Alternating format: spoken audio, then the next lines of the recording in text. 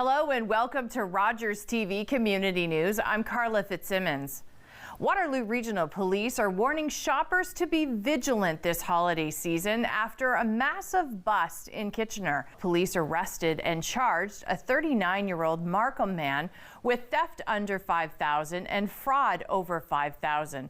Police say the incident happened on December 12th when they were called to the area of Highland Road West for an ongoing robbery. They found a man allegedly hiding gift cards and replacing authentic cards with fake ones before leaving the store. The estimated value of the cards was between $27,000 to more than $130,000 if they were activated. Police want to remind the public of several tips when it comes to buying gift cards. Inspect the packaging for signs of tampering. Make sure the pin is not exposed or scratched off. Always buy cards from reliable sources or stores. Keep the receipt. If the card is believed to be compromised, report it to the retailer immediately. Enbridge has teamed up with the Brantford Fire Department to reduce fire and carbon monoxide deaths through the Safe Community Project Zero. They're working together to improve home safety and bring fire and carbon monoxide related deaths down to zero. The Brantford Fire Department received 384 combination smoke and carbon monoxide alarms through the Project Zero. This campaign is a public campaign that will provide more than 14,000 alarms to residents in 75 communities across Ontario. Starting on January 11th, transit riders in Brantford will see some changes to routes and new schedules. It's part of ongoing enhancements to improve connections and support easier travel across the city. To help riders prepare for these changes, updated route maps and descriptions are available at brantford.ca/transit route changes. Still in Brantford, last week members of the police service became personal shoppers for the day. It's all part of the second annual Shop with a Cop event held at Linden Park Mall. The Brantford Police Service is excited to be back here at the Linden Park Mall for our annual Shop with a Cop event. A number of students from across our community have the ability to come here with the support of local businesses through donations and different sponsorship programs to come and join in on that holiday festive spirit and really purchase gifts for their families and their loved ones. A number of businesses here at the Linden Park Mall have stepped up and are going to have a number of activities for the kids to do. They're going to experience, first of all, breakfast here at the food court. Then they're going to be assigned with officers to go around, complete their purchases for their Christmas list. We have a packing station here, so all their gifts would be wrapped and then sent home with them following, and then we're going to have a lunch to celebrate how the day went. The Brantford Police Service really has made an effort to show their commitment to the young people in our community, whether it is our connection with the YES program, whether it is the reintegration of our school resource officers in the community, or events simply like this hosted by our Community Services and Crime Prevention Unit, really trying to engage with the youth, really trying to create that relationship with the police and our young people to really show them that outside of the uniform, we're just regular people that ultimately are there to help them. My current role here with the Brantford Police Service is I am a school resource officer for the Catholic School Board here. I am going to be partnered up with one of these awesome young people and going to help try to provide them an opportunity to share the Christmas spirit with them and their loved ones. So yes, I'm very excited. Wanted Snow Buddies in the city of Brantford. The Snow Buddies program is designed to help volunteers help neighbors with clearing snow from sidewalks, driveways, and walkways this winter. It pairs volunteers with individuals in their neighborhood who experience challenges completing winter maintenance due to age, disability, illness, or other barriers. The city works in partnership with the Neighborhood Alliance to coordinate this initiative. Students looking to complete high school community service hours are encouraged to apply. Visit brantford.ca/volunteers for more information. And over the last couple of weeks, we've seen plenty of snow falling, and many have discovered muscles they didn't even know they had from lifting shovel after shovel of the white stuff. Here's some tips on how to avoid injury while digging out. One of the big issues I see with people shoveling snow and this is where I see a lot of people getting injured and even having heart attacks, is just not being in good shape through the year. Shoveling snow is a very highly demanding task, so you need a good weight training cardiovascular exercise routine that you can sustain all through the year. And that's where kinesiology and, if you're dealing with previous injuries or diseases, physiotherapy can help. Different ways that we can shovel snow and prepare ourselves for it to actually decrease the risk of injury overall. So the first thing is your overall lifting technique as well as your overall equipment. So you have different shovels for different jobs. For snow shoveling in particular, we do want something with a relatively light handle and a relatively light blade for picking up the snow or for pushing the snow, but has a decently good edge to cut in with.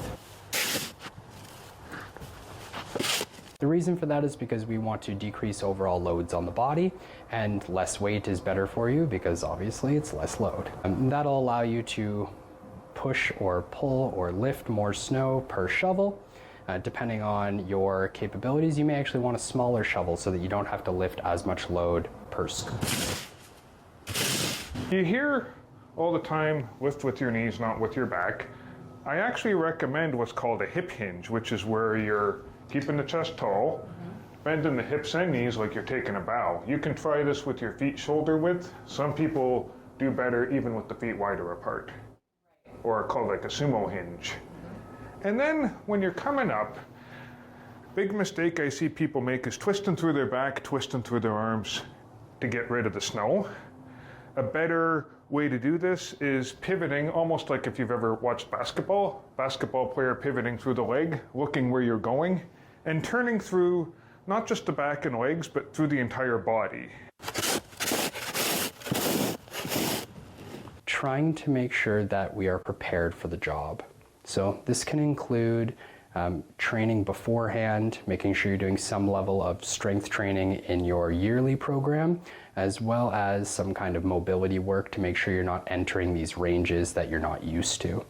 Additionally, I would say doing a warm-up is a really good idea, especially if you just wake up in the morning and you're super cold out of bed. Going and lifting snow and rotating when you're not used to it is not going to be optimal. This warm-up can actually include starting off your shoveling job in small segments and a little bit slower. Then you can actually ramp up and increase the intensity later on, but you definitely want to take your time at the beginning until you get the blood flowing and the temperatures increased. The last thing that we want to talk about is just making sure you're not overloading the body. So whatever your capabilities are, your endurance, your capacity, or resilience, we want to make sure that we're not going over that, especially too quickly. So if there's a heavy snow, make sure that you can either break up your snow shoveling, so 10 minutes here, 10 minutes there, and taking maybe 15 or 20-minute breaks if you absolutely need to, or just making sure that you're working within your capacity and your means.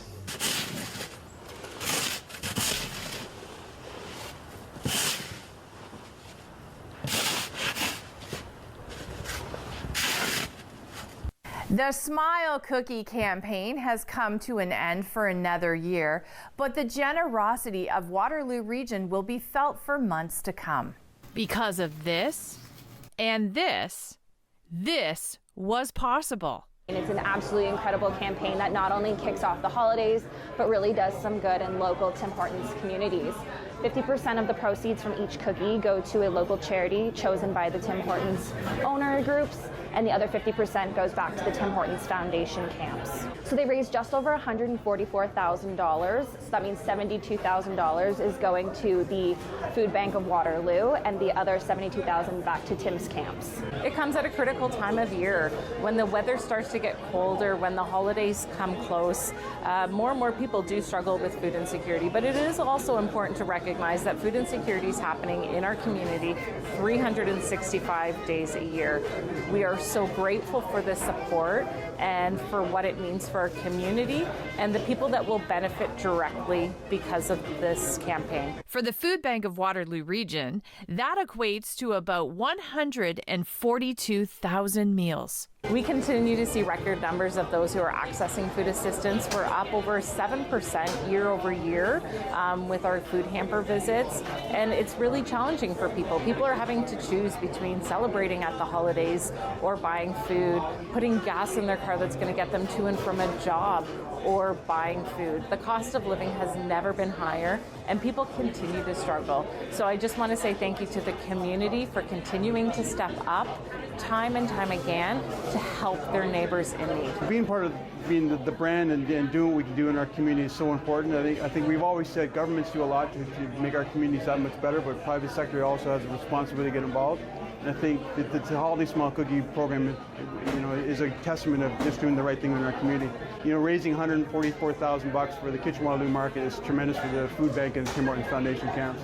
And on behalf of everyone at the foundation, we really just could not be more grateful for the support of Tim Hortons, our restaurant owners, their team members, and really at the end of the day, the community of Kitchener-Waterloo. So thank you for all that you do and for the impacts that you're making in your community.